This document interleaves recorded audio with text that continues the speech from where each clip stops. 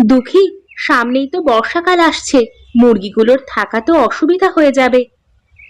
ঠিকই বলেছিস, বৃষ্টি শুরু হলে তো খামারের মধ্যে পানি ঢুকে যাবে। সেটা নিয়েই তো চিন্তা, খামারের ঘরটা যে নতুন করে বানাবো তার জন্য তো অনেক টাকা লাগবে। চিন্তা করিস না, ওপরওয়ালা ঠিকই কোনো না কোনো ব্যবস্থা করে দিবে।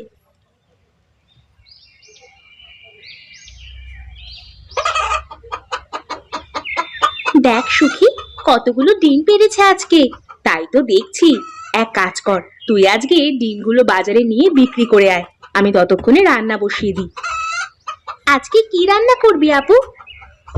ঘরে তো ডিম ছাড়া কোনো বাজার নেই, আজকে ডিম ভাজি দিয়েই খেতে হবে। তুই বাড়ি ফিরবার সময় বাজার করে নিয়ে আসিস। আচ্ছা।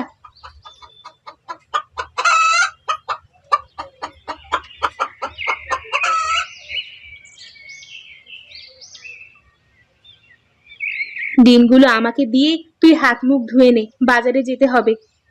আচ্ছা।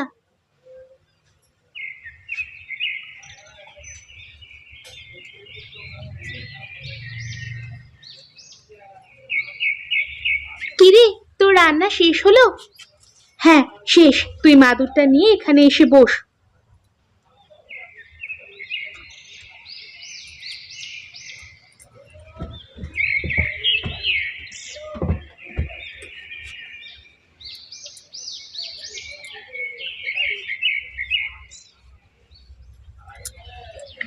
বেলা তো অনেক হলো রে, বাজারে চলে যা, না হলে পরে আবার ডিমগুলো বিক্রি করতে পারবি না।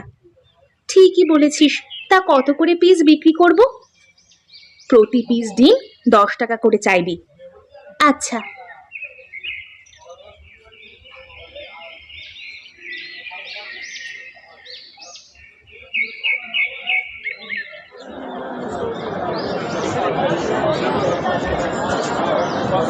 ডিম নিয়ে যান, ডিম, একদম দেশি মুরগির ডিম। এই যে মেয়ে, তা ডিম কত করে হালি?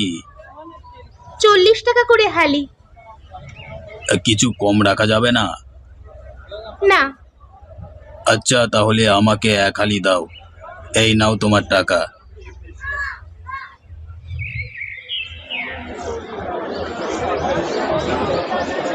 চাচা, পুঁই শাক কত করে?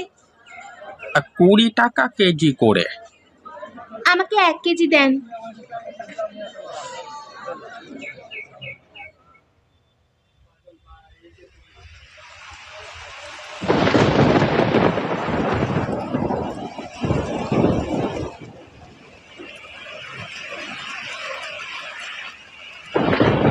তুই তো ভিজে একেবারে একাকার হয়ে গিয়েছিস। বৃষ্টি দেখে বাড়ির দিকে তাড়াতাড়ি আসবি না?